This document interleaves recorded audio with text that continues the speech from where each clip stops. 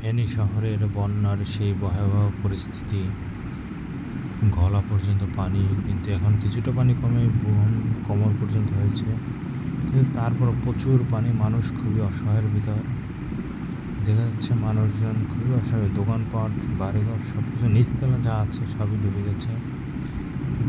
গাড়ি ঘোড়া সব কিছু, যে দোকানপাটের দেখা যায় সব শাটার মাটার সব অফ, এবং গাড়ি থমকে আছে। দেখেন কী পরিমাণে পানি, এমন ভয়াবহ পরিস্থিতি আমার জীবনে আমি দেখিনি। আল্লাহ সবাইকে রহমত করুক। দেখেন কলার ভেলা, কলা গাছের ভেলা, কি সুন্দর জীবন। মানুষের যে কত কষ্টের জীবন, ফেনীতে না আসলে বোঝাই যেত না। দেখেন গাড়ি রেখে, গাড়ির ড্রাইভার হেলপার সবাই চলে যাচ্ছে, কী করবে বলেন, কি খাবে? মানুষের খুবই অবস্থা খারাপ। এই যে চিরাং দিয়ে হাঁটতে হাঁটতে যখন এসে পৌঁছালো এ পর্যন্ত, ফেনীর বন্যার সার্বিক অবস্থা খুবই ভয়াবহ।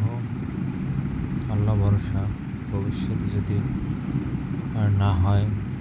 পানির স্রোত আছে এখনও প্রচুর, ছেলে বুড়ো মধ্যবয়স্ক সবাই অসুবিধার ভিতরে। এই যে দেখুন কী একটা অবস্থা, কোথায় থাকবে মানুষ, কি করবে, কি খাবে?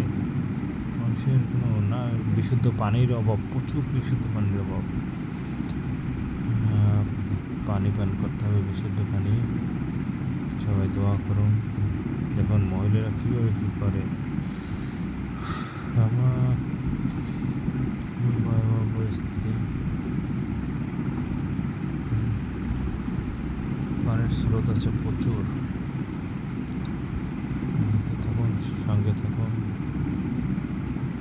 দোয়া করতে থাকুন সবাই। পানি আর পানি, প্রচুর পানি।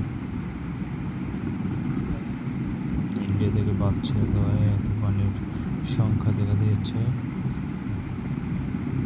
কিছুক্ষণ আগে একটা গর্ভবতী মহিলা গেল কলার ভেলায় বসে।